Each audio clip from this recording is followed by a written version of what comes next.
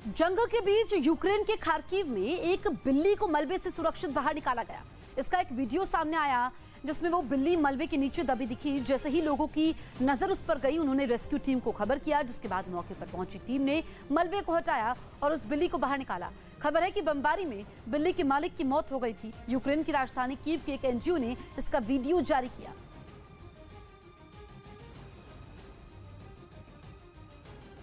रूस की भारी भरकम सेना से लड़ने के लिए यूक्रेन को पश्चिमी देशों से कुछ ऐसे हथियार मिले जो उसके लिए सुरक्षा कवच बन गए।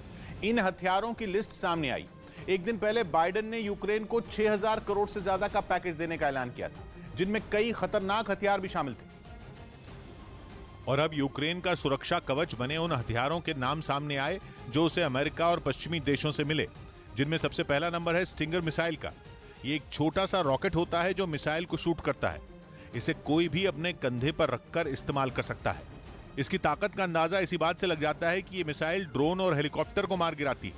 ये दुनिया की सबसे छोटी और हल्की मिसाइलों में एक है जो केवल 5 फीट लंबी होती है। मतलब इसे उठाना और चलाना दोनों आसान है। वैसे तो ये अमेरिकी हथियार है, लेकिन पिछले कुछ सालों में यूक्रेन को इस हथियार की बड़ी सप्लाई की गई है और कहा जा रहा है कि ये मिसाइल रूस की सेना का काल बन गई। और यूक्रेन के सैनिकों के लिए एक ऐसा हथियार जिसने इसे एक तरफा समझे जा रहे युद्ध में यूक्रेन को बराबर की टक्कर देने का मौका दिया। केवल स्टिंगर मिसाइल ही नहीं, एंटी टैंक जैवलिन मिसाइल भी यूक्रेन के सैनिकों का बड़ा सहारा बनी।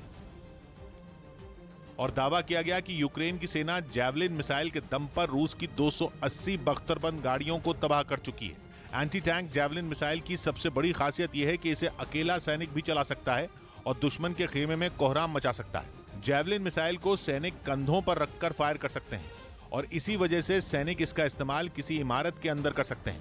इसे फायर एंड फॉरगेट टाइप का हथियार भी कहते हैं, मतलब चलाओ और भूल जाओ, क्योंकि ये मिसाइल फायर किए जाने से पहले ही अपना टारगेट पहचान लेती है और फायर किए जाने के बाद उसे तबाह कर देती है। जिसका एक फायदा यह है कि मिसाइल को चलाने के बाद सैनिक को यह देखने के लिए रुकने की जरूरत नहीं होती कि वो सही जगह पहुंची या नहीं, मतलब कि वो इसे फायर करके छिप सकता है। इस मिसाइल को इस्तेमाल करना इतना आसान है कि कहा जाता है कि अगर आप वीडियो गेम खेलते हैं तो ये मिसाइल चला सकते हैं।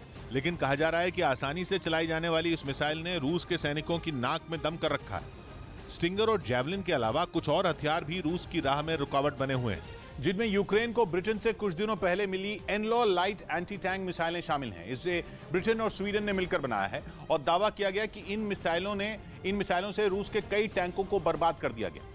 एनलॉ light anti tank missile 800 meter की दूरी तक मार कर सकती है। अमेरिका का स्विच ब्लेड ड्रोन भी यूक्रेन का बड़ा सहारा है। यह आत्मघाती होने की वजह से रूस के लिए बड़ा खतरा बन गए। इसके अलावा S-300 missile defence air system भी यूक्रेन के सैनिकों की खूब मदद कर रहे हैं। यह सिस्टम पूरी तरह से ऑटोमेटेड मिसाइल लॉन्चर यूनिट है, जिसकी खासियत है मिसाइलों और गाड़ियों को ट्रैक करना और दूर से ही खतरा महसूस होने पर उन पर हमला करना। यूक्रेन के सैनिक पहले से ही जानते हैं कि S-300 को कैसे ऑपरेट किया जाता है।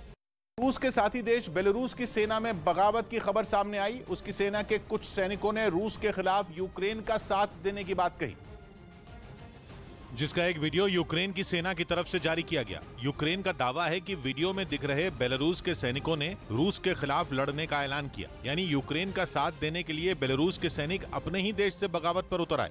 वही बेलारूस जो युद्ध के पहले ही दिन से रूस के साथ कंधे से कंधा मिलाकर खड़ा है। ये और बात है कि उसकी सेना सीधे इस जंग में शामिल नहीं है, लेकिन कुछ दिनों पहले ऐसी खबरें आई कि रूस अब बेलारूस के सैनिकों को भी यूक्रेन के साथ लड़ने के लिए जंग में उतार सकता है, जो रूस की सेना की वर्दी में बेलारूस से यूक्रेन जाकर लड़ेंगे और कीव पर कब्जा करने के लिए रूसी सैनिकों की मदद करेंगे। क्योंकि जंग के इतने दिन बीत जाने के बाद भी रूस कीव पर कब्जा नहीं कर पाया, जो कि बेलारूस से सिर्फ 90 किलोमीटर ही दूर है। लेकिन अगर यूक्रेन के दावे में सच्चाई है तो रूस के खिलाफ अपने सैनिकों की बगावत बेलारूस के लिए परेशानी बन सकती है। यूक्रेन की एक मीडिया रिपोर्ट में दावा किया गया कि रूसी सेना के जवान खुद ही अपने पैर में गोली मार रहे हैं। ऐसा इसलिए ताकि उन्हें यूक्रेन के खिलाफ जंग न लड़नी पड़े।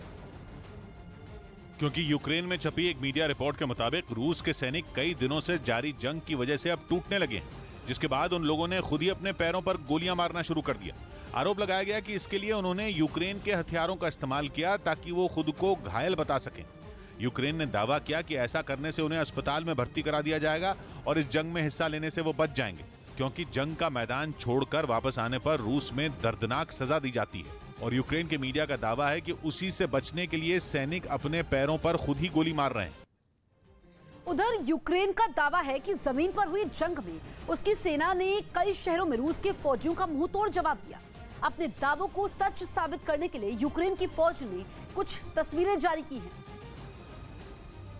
जिसमें एक तस्वीर डोनेट्स्क की बताई गई। दावा है कि यूक्रेन की सेना ने वहां के एक इलाके को विद्रोहियों के कब्जे से छुड़ाने के लिए उसे सुरक्षा दे रहे रूसी सैनिकों के ठिकाने पर बमबारी की, जिसके बाद वहां एक जोरदार धमाका हुआ और फिर उस इलाके से आग की लपटों के साथ धुएं का गुबार आसमान की तरफ उठता दिखाई दिया। इससे पहले विद्रोहियों ने दावा किया था कि डोनेट्स्क के 80% हिस्से पर विद्रोहियों का कब्जा हो चुका है, जिसके बाद वहां रूसी सैनिकों ने अपने पोस्ट बना लिए थे। यूक्रेनी फौज की जवाबी कार्रवाई का एक और वीडियो सामने आया, जिसमें एक रूसी टैंक को रॉकेट लॉन्चर से उड़ा दिया गया। इससे पहले उस टैंक पर सवार रूस के सैनिक अपनी जान बचाने की कोशिश करते दिखे, लेकिन सही सलामत टैंक से निकल पाते उससे पहले ही उस टैंक को तबाह कर दिया गया। अमेरिका ने आशंका जताई कि यूक्रेन से युद्ध में पुतिन परमाणु बम का इस्तेमाल कर सकते हैं। अमेरिकी सेना के खुफिया विभाग के एक अधिकारी ने इस पर एक रिपोर्ट जारी की, जिसमें दावा किया गया कि रूस यूक्रेन की राजधानी कीव पर कब्जे के लिए परमाणु हमला कर सकता है। अमेरिका के मुताबिक यूक्रेन ने जंग में रूस पर जिस तरह पलटवार किया, उसने पुतिन को परेशान कर दिया, क्योंकि रूस ने यूक्रेन से युद्ध जीतने के लिए कोई कोर कसर नहीं छोड़ी।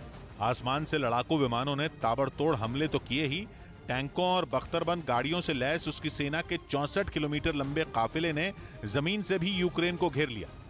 लेकिन 23 दिनों से चल रही जंग के बाद भी रूस कीव पर कब्जा नहीं जमा पाया। यही नहीं, खार्किव से भी बार बार उसकी सेना को यूक्रेन के सैनिकों ने खदेड़ दिया, जबकि इतने दिनों से जारी जंग में रूस के हाथ सिर्फ खेरसोन शहर ही आया।